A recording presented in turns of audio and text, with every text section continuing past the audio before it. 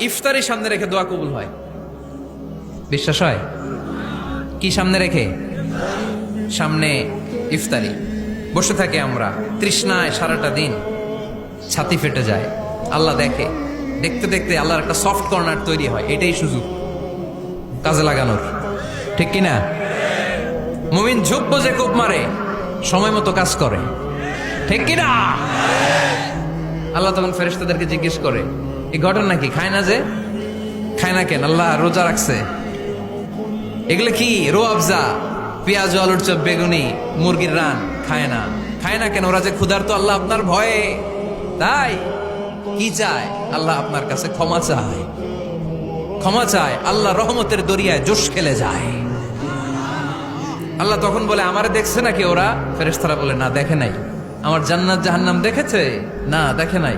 আমারে না দেখে, জান্নাত জাহান্নাম না দেখে আমার এত ভয় করে। যাও, আজকের এই রোজার বিনিময়ে এখন বান্দা যা চাইবে সব কবুল করে নেব।